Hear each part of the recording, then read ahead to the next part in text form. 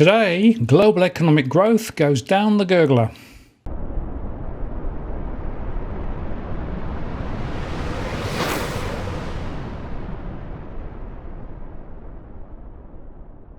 Hello again, it's Martin North from Digital Finance Analytics, one that is posts covering finance and problem news with a distinctively Australian flavour. Well, the IMF in their latest blog really spells out a pretty gloomy and uncertain picture. And it's predicated on the assumption, of course, that perpetual growth is possible, which you know and I know is impossible. But nevertheless, they do say that the world's three largest economies are stalling, and that will have important consequences for the global outlook. Inflation is a major concern, they say. The global economy is still reeling from the pandemic and Russia's invasion of Ukraine, and is now facing an increasingly gloomy and uncertain outlook. Many of the downside risks that were flagged in their April World Economic Outlook have begun to materialise. Higher than expected inflation, especially in the US and major European economies, is triggering a tightening of global financial conditions. China's slowdown has been worse than anticipated amid COVID-19 outbreaks and lockdowns, and there have been further negative spillovers from the war in Ukraine. As a result, global output contracted in the second quarter of this year.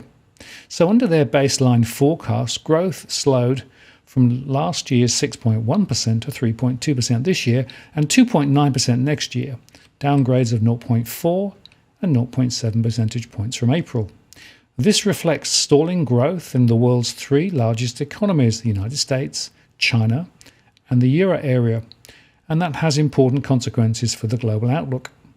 In the US, reduced household purchasing power and tighter monetary policy will drive growth down to 2.3% this year and 1% next year. And in China, further lockdowns and the deepening real estate crisis pushed growth down to 3.3% this year. That's the slowest in more than 4 decades, excluding the pandemic. And in the Eurozone, growth is revised down to 2.6% this year and 1.2% in 2023, reflecting spillovers from the war in Ukraine and tighter monetary policy. Despite slowing activity, global inflation has been revised up, in part due to rising food and energy prices. Inflation this year is anticipated to reach 6.6% in advanced economies and 9.5% in emerging markets and developing economies. That's an up revision of 0.9 and 0.8 percentage points respectively, and it's projected to remain elevated for longer.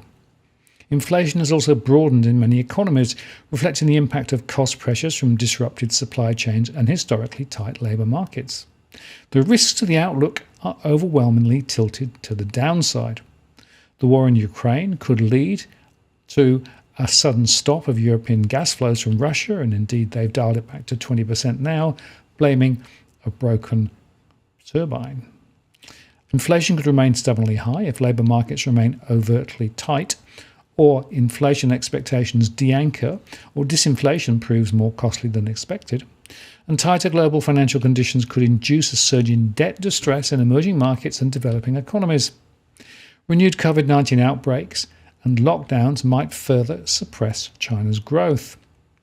Rising food and energy prices could cause widespread food insecurity and social unrest, and geopolitical fragmentation might impede global trade and cooperation. In a plausible alternative scenario where some of these risks materialise, including a full shutdown of Russian gas flows to Europe, inflation will rise and global growth deaccelerates further to about 2.6% this year and 2% next year. That's a pace that has fallen below just 5 times since 1970. Under that scenario, both the United States and the Euro area experience near zero growth next year, with negative knock-on effects for the rest of the world. And inflation at current levels represents a clear risk of current and future macroeconomic stability, and bringing it back to central bank targets should be a top priority for policymakers, they say. In response to incoming data, central banks of major advanced economies are in fact withdrawing monetary support faster than they expected in April, while many in emerging markets and developing economies had already started raising interest rates last year.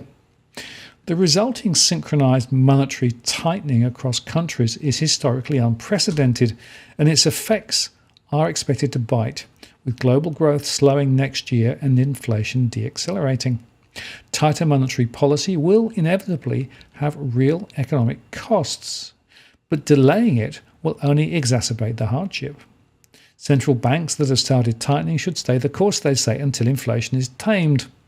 And targeted fiscal support can help cushion the impact on the most vulnerable, but with government budgets stretched by the pandemic and the need for an overall disinflationary macroeconomic policy stance, offsetting targeted support with higher taxes or lower government spending will ensure that fiscal policy does not make the job of monetary policy even harder.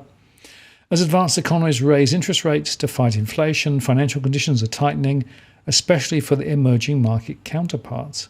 Countries must appropriately use macroprudential tools to safeguard financial stability, and where flexible exchange rates are insufficient to absorb external shocks, policymakers will need to be ready to implement foreign exchange interventions or capital flow management measures in a crisis scenario. Such challenges come at a time when many countries lack fiscal space, with the share of low-income countries in or at high risk of debt distress at 60%. That's up from about 20% a decade ago. Higher borrowing costs, diminished credit flows, a stronger dollar, and weaker growth will push even more into distress. Debt resolution mechanisms remain slow and unpredictable, hampered by difficulties in obtaining coordinated agreements from diverse creditors over their competing claims. And recent progress in implementing the Group of 20's common framework is encouraging, they say, but further improvements are still urgently needed. Domestic policies to address the impact of high energy and food prices should focus on those most affected without distorting prices, and government should refrain from hoarding food and energy and instead look to unwind barriers to trade such as food export bans, which drive world prices higher.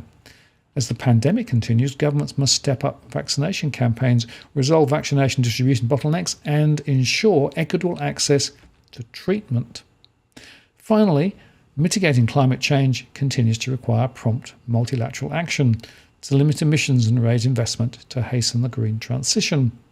The war in Ukraine and soaring energy prices has put pressure on governments to turn to fossil fuels such as coal as a stopgap measure. And policymakers and regulators should ensure such measures are temporary and only cover energy shortfalls and not increase emissions overall.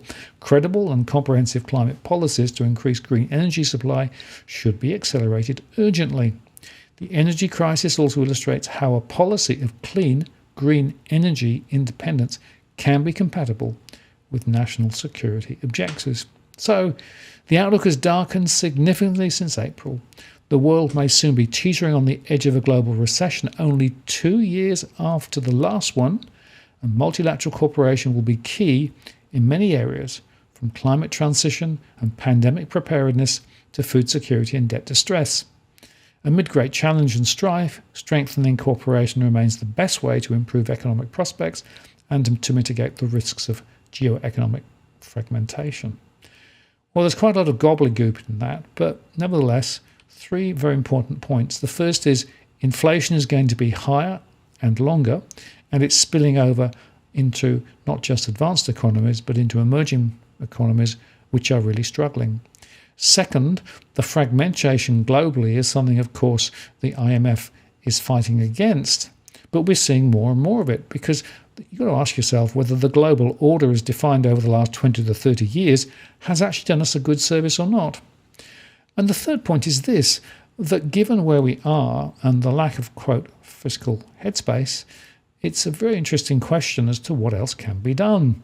The debt levels are very high globally, interest rates are rising, the cost of debt is going to rise, and therefore the levers that the central banks have traditionally used in this part of the cycle, which is to cut interest rates and even go into more quantitative easing, cannot be used now. In fact, they're fighting inflation. So the question is, what are the policy options that could actually get us out of this hole? Are there any? And if not, what are the consequences? Certainly, this is a complicated and chaotic set of issues that the IMF calls out. And frankly, it's probably as complex as I've seen in my lifetime. I'm Martin North from Digital Finance Analytics. Many thanks for watching, and I'll see you again next time.